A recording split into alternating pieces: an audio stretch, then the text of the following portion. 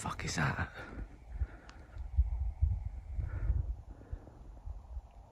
There's a light in.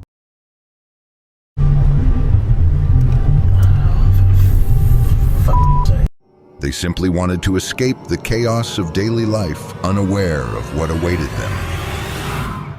Case number 1. Jamie is a guy who loves van camping and backpacking. He documents each of his adventures and uploads them for people to watch on his YouTube channel, Jamie Does Wild Backpacking.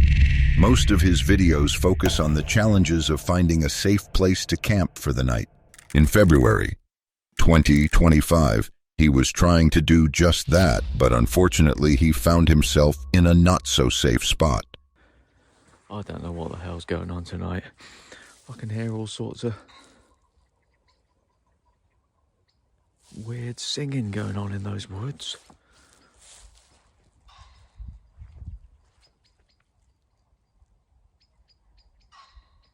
I think I'm gonna cook my tea and fuck off.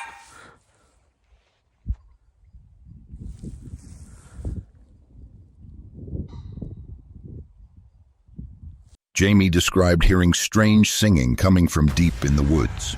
Despite the unsettling sounds, he tried to ignore them and focus on his purpose for being there. At one point, he considered investigating the source of the disturbance, but the continuous rhythmic sound made him worry that he might encounter something he wasn't supposed to. He ultimately decided to remain in his van until morning.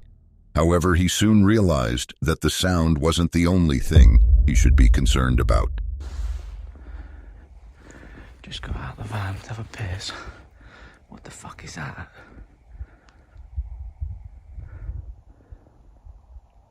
There's a light in the bloody woods now. I'll tell you what, fuck this. The light only confirmed that he might be in potential danger. Realizing that he could very well be watched by someone or something, he decided to leave the site that night, and he was grateful to have made it out unharmed. Case number 2.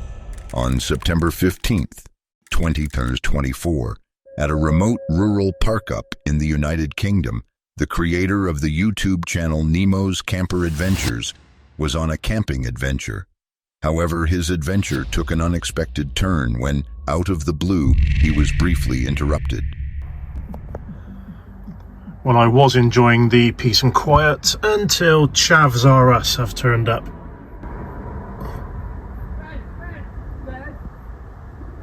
Looks like Chavs R Us are finally going.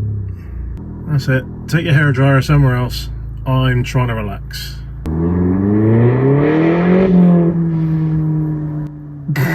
The world's shittest dump. The arrival of the group changed the atmosphere from one of isolation to a shared space almost instantly.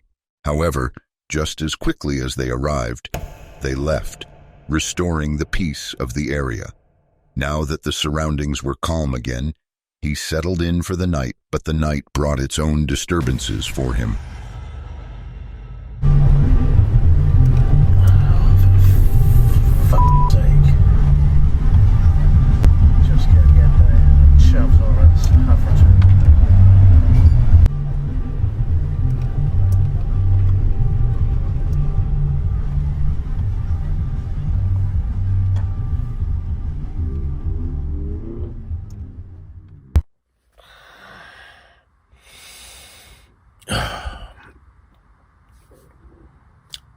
Those little sods have now gone, and I'm hanging out my backside. It is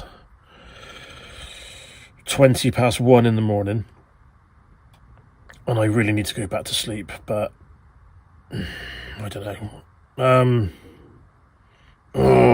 Chavs, I ate them. Surprisingly, the same group returned, and this time they were so loud that they woke the creator from his sleep. He was curious and wanted to confront them, but at the same time, he was cautious. The first intrusion could have been a mere coincidence, but returning a second time and so late at night seemed suspicious. After a while, the group left again. The creator managed to fall back asleep that night, and by morning, he wasted no time in leaving. Situations like this remind us that in public, especially in isolated areas, You are never fully in control of what may show up and when. Case number 3. Jess is the creator of the YouTube channel Exploring Gems, where she shares her adventures in van life. She travels with her dog, Gem. Most of her trips are successful, but one memorable journey didn't turn out as expected. Let's explore that story. Peace and silence. It felt like freedom. Sure, there was the usual trash scattered around. There always is, unfortunately. But other than that, it was perfect. Just me and Jem, completely alone. For a couple of days, it stayed that way. Only the occasional logging truck passed by, and then we'd go back to our quiet little world. But by the weekend, more people started showing up.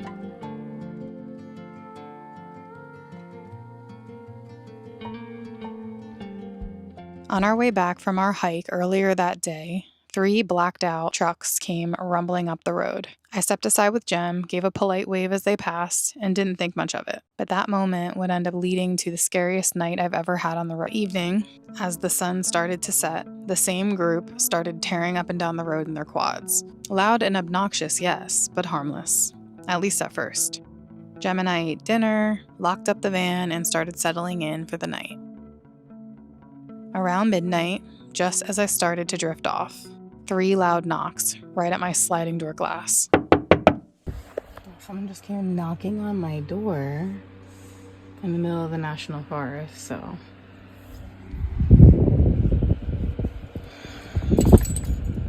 So not cool.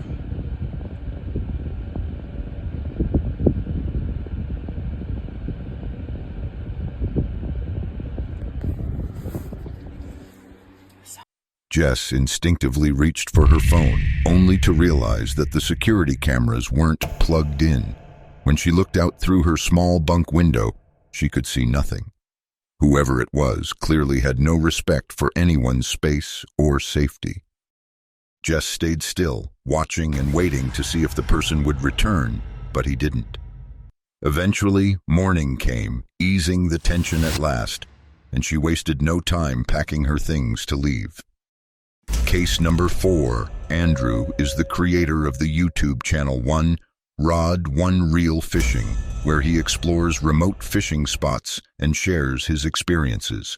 On May 4th, 2021, he and his friends went on a fishing trip that unexpectedly turned into a tense situation.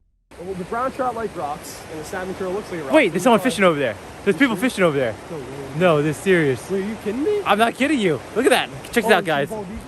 Huh? Wait, where's Bald Eagle? Where's Bald Eagle? Way in the distance. Oh, way in the distance. Let's go check this out, guys. No, that is so. It's very anticlimactic for our send. I don't know. I don't think we can fish if they're there. It's not. I mean, we can wait a couple. I know, man. What are the freaking odds? There are the falls right there. To the left side, 2 anglers are fishing it. And that was supposed to be the ultimate ending to this. I mean, we hiked literally, what, 4 miles? At least, and this was the goal. They were disappointed to find 2 strangers fishing at their desired spot, and because of this, they had to change their plans. What they didn't know was that the day would bring surprises. Good, how are you? Having luck today? Where are you guys coming in from? Where do we come in from? Parking lot way down there. What's that? Where do we come in from, bro? We just parked. Where'd you guys come in from? I don't know exactly. I didn't drive. I don't know, man. Sorry. Where'd you walk in from? We wait up the creek. Where? This creek? This creek's. Explain to me exactly where. Yeah, 4 miles downstream. So all those no trespassing signs you walk past, they didn't mean anything? Wait, what? No, which no trespassing signs? This whole side's marked. And there's no way you walk from down there if you didn't go on my road that has no trespassing signs on the road as well. Otherwise you swam across the big pool. Huh? You can't Go ahead, show me, let's walk. You guys know you're on my property and you're playing games with me and pissing me off. Which road? Did you come in on the state land, the state parking lot? Were you trespassing something? What was the name of the parking lot? You can get out of here. Look, you guys know you're playing games, so just be truthful with me, and then I don't send this to DEC. I just want your license so I have it on record. If I catch you on any of my cameras again, then I will send you. I'm not trying to play games with you, sir. Had I known it was your property, then we would have left. And now that you're telling us, we won't come back. Show me where you walk, and I'll show you the. Yeah, sure. I'll show you the no trespassing. Sure thing. No problem. Let's go.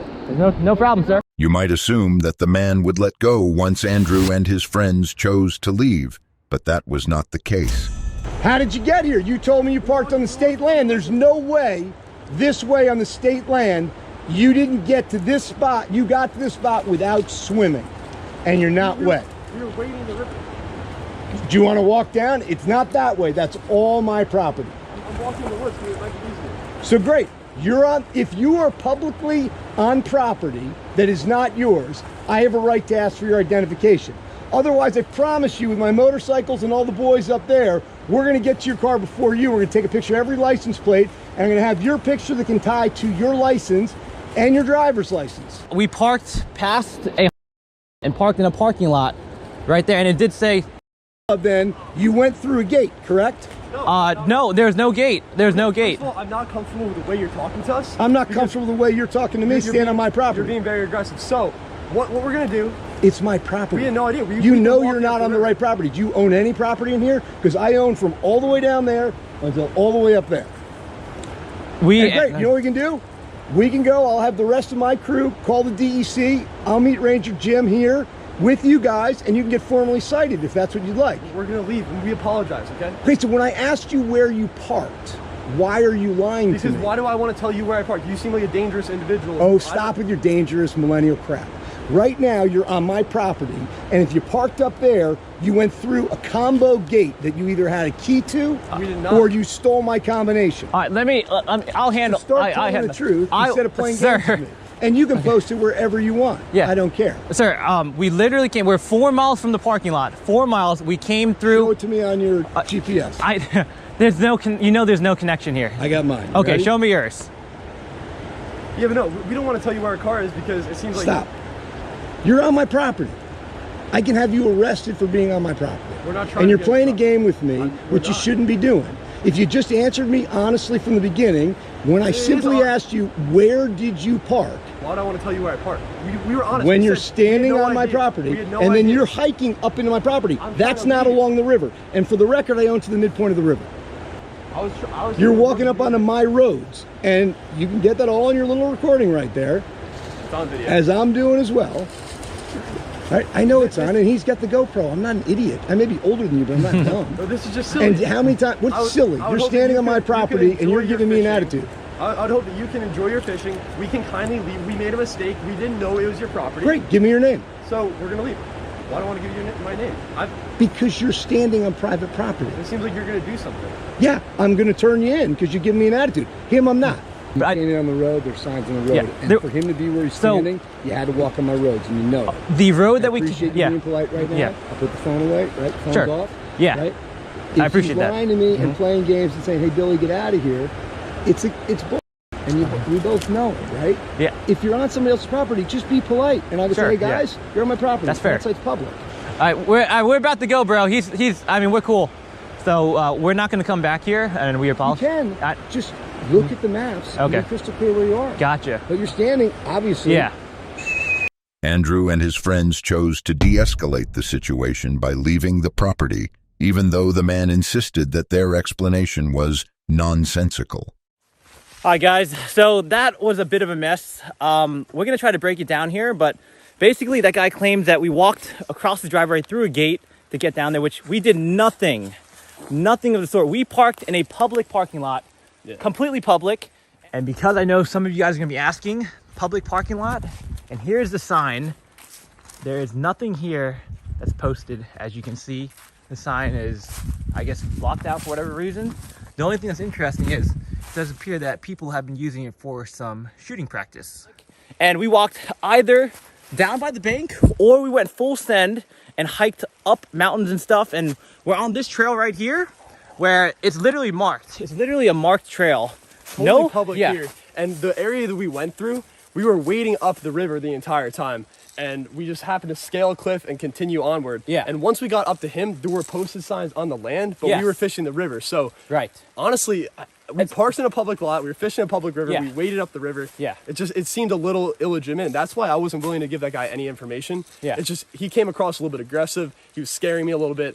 And my first instinct was, all right, pretty much run. In such a remote location, far from immediate assistance, any confrontation could have rapidly escalated into a more serious situation. Fortunately, that wasn't what happened, and everyone walked away unharmed. Case number 5. Matty is a guy who lives in a van and shares his adventures on his YouTube channel, Matty Van Halen. In one memorable episode, he and his friends decided to camp in a remote desert spot. As the sun began to set, something unexpected happened that made this trip an unforgettable one. This guy coming back here in this pickup truck, this guy is a problem. This guy's dangerous. I don't know what his problem is, if he's drunk or high. If you would have saw what he just did, I couldn't grab the camera in time, but all of the dust, he came right in front of our campsite, started doing donuts for a good 1 solid minute, and then drove away. Here, there he is. Black pickup truck. Yeah, this guy's up to something. What? He's coming up here. Oh man, Chocolate Man's out there confronting him. I gotta get out here and see what's going on. I couldn't even get out of the van because it was too dusty. Was that necessary? There's a lot of people out here. Okay, do what you want, bro. Nah, go ahead. Do what you want, bro. Do what you want. Do what you want. Have a good time. Man, all you gotta do is just leave. Not really, but you keep moving. Just go. The man's behavior suggested he was indifferent to the campers in the area. However, when they attempted to confront him, the situation quickly escalated. All right, so I thought I had the video going, but all I got was a picture. So he went and got his crew, and they all came back, started swarming us. So bad stuff's about to go down. All right, we had to leave. They acting like they got guns, so I don't want to die. There's a Chocolate Man in front of me. Ron and Mark's right behind me. And we found another spot on Overlander. I know it's loud in here. This road is really washboard. So we all had to pack up pretty quick and go. The guy came back in another vehicle. So it's at least 3 of them. I know it's 4 of us, but we don't have guns. So I don't want to get all shot up. And this is not the first time this has happened. They successfully escaped the situation and avoided any danger by simply relocating. This is exactly what you should do when you feel threatened. Even if you have a means of protection, it's not worth the risk, as one party could end up getting hurt. The challenge of van camping is that each day you need to find a safe location to camp for the night. This can sometimes be dangerous, even in the most remote areas. Case number 6. Alex Chacon, known for his adventures in tough places, documented a jungle trip near the Guyana-Venezuela border on April 3rd, 2023.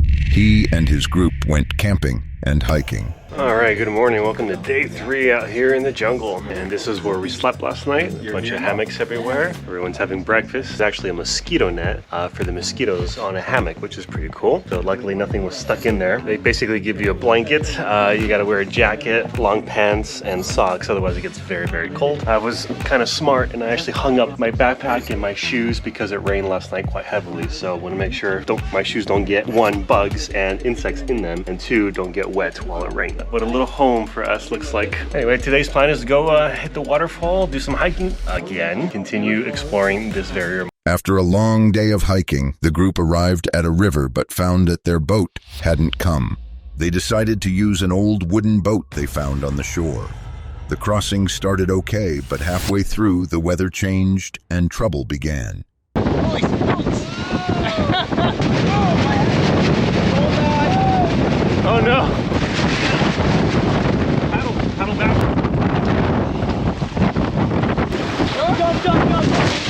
Go. Okay, this is real. I have to jump out of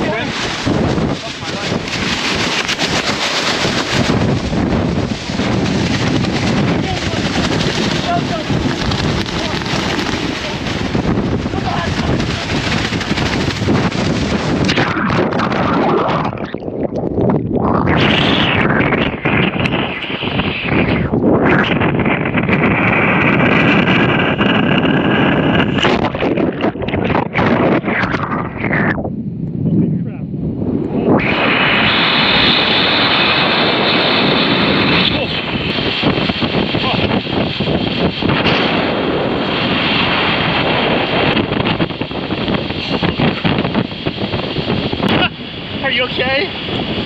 Holy.